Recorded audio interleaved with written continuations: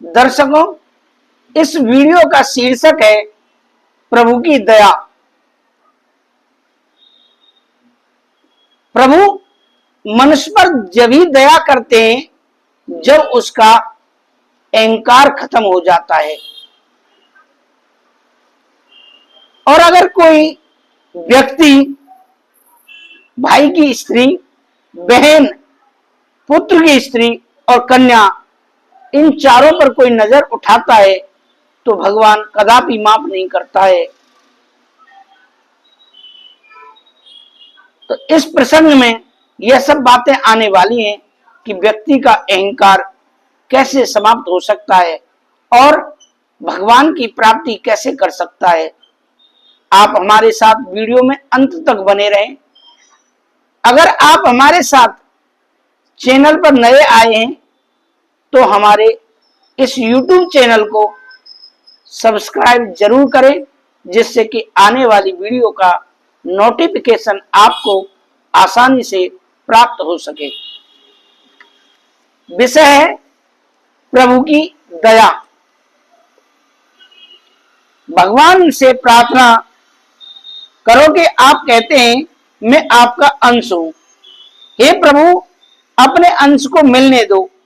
आप सागर हैं तो मैं बूंद हूं। आपसे अलग रहूंगा तो मिट जाऊंगा, अर्थात खो जाऊंगा। मैं आपसे मिलकर शाश्वत होना चाहता हूं।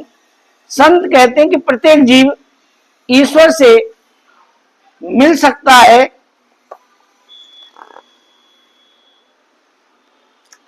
और जीव के बीच अहंकार उसकी रुकावट बन जाता है। आप कृपा करें और मेरे इस अहंकार को समाप्त कर दें। आपने अपने अंश पर दया करें। आप साधु और डाकू दोनों पर बराबर कृपा करते हैं। बस आपकी कृपा का रूप बदला हुआ होता है।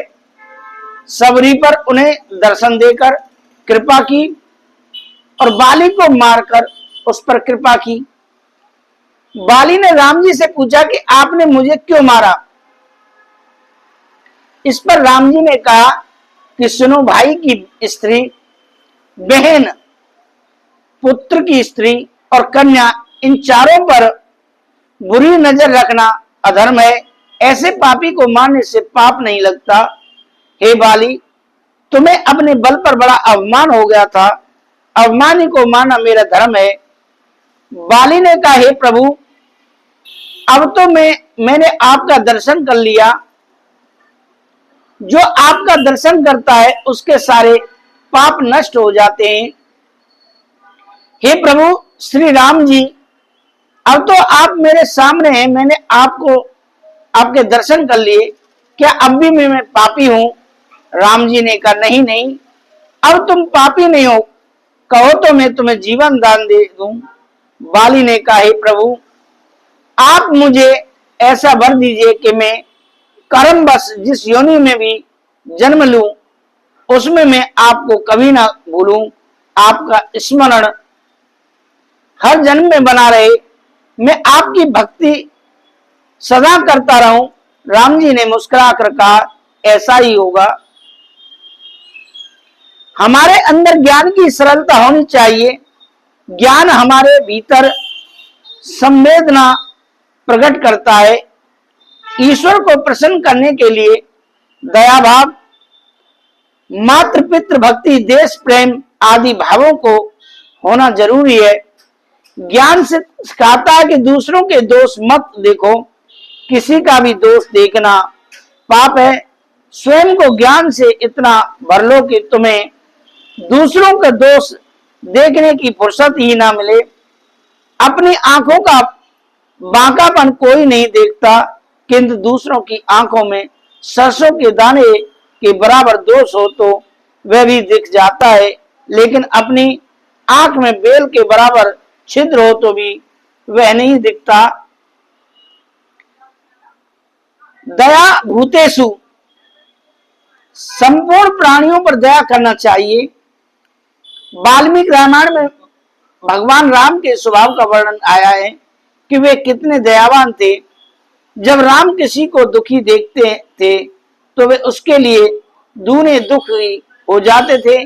वे सबके दुख का अपना समझते थे।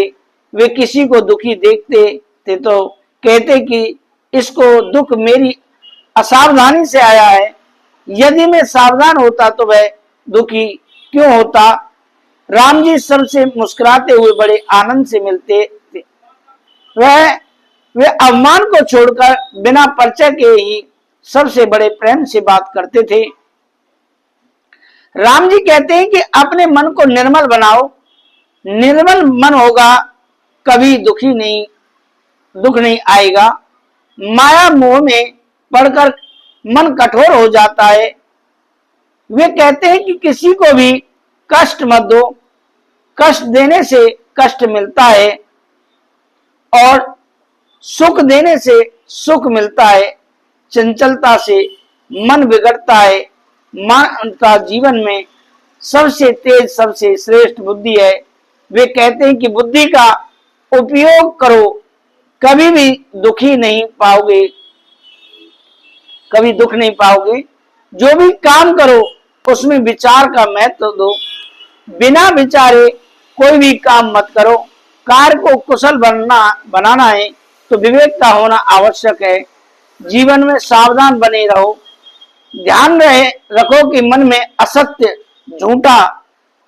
झूठ आने ना पाए। अपने मन में सत्य को प्रमुख स्थान देना, क्योंकि सत्य में तप का निवास होता है। तप से जीवन तेजस्वी बनता है। सबके आगे स्वयं का बड़ा महत्व समझो। मनुष्य सबसे बड़ा नहीं हो सकता, बड़ा होने पर भी स्वयं को छोटा मानना चाहिए। धन और शक्ति होते हुए भी नम्रता की जीत होती है। धीरज मनुष्य का धर्म है, उससे उसकी शोभा बढ़ती है। मानव जीवन में शुद्धि का बड़ा महत्व है। मनुष्य चाहे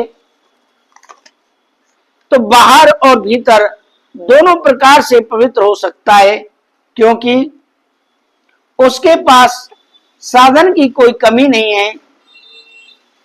जो मनुष्य मन वचन और कर्म से पवित्र है उस पर प्रभु की विशेष कृपा बनी रहती है। मन के बंधन मिटाने के लिए नित्य पुरुषार्थ करना चाहिए।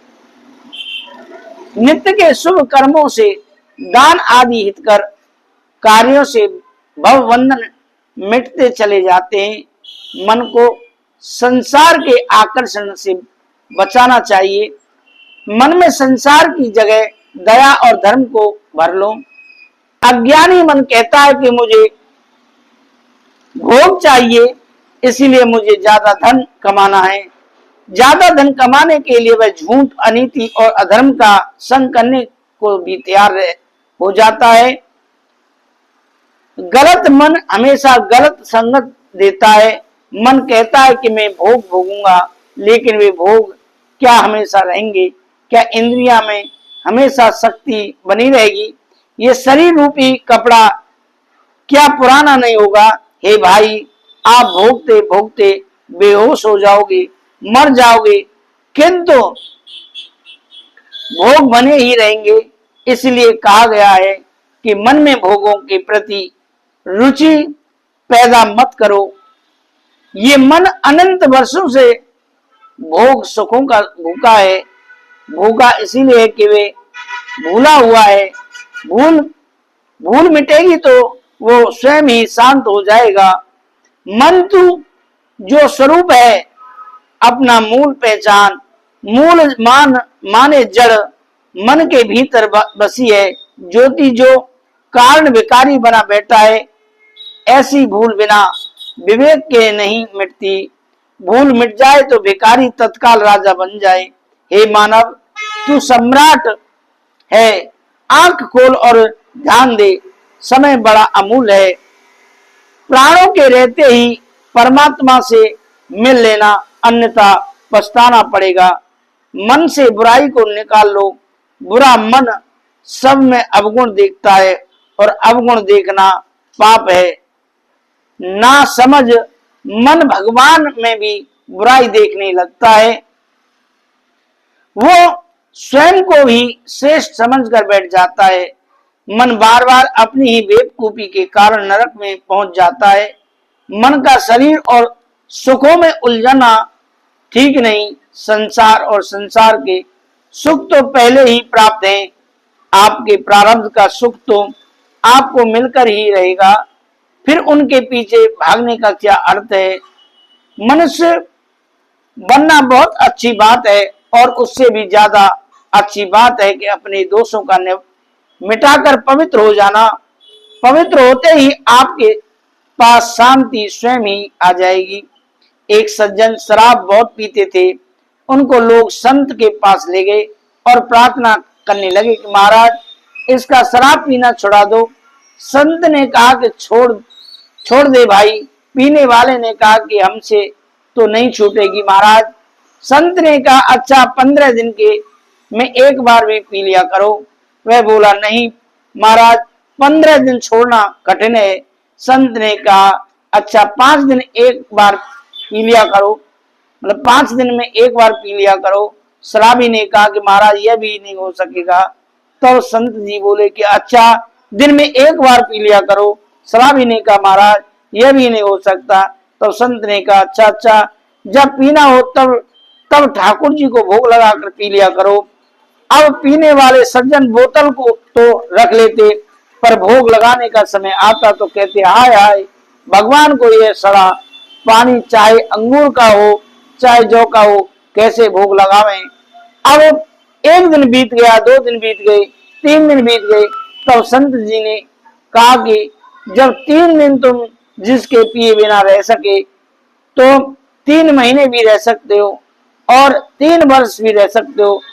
छोड़ना यह पीना। अंत में पीने वाले सज्जन ने शराब को छोड़ दिया। तो यह रहा प्रभु की दया का पात्र।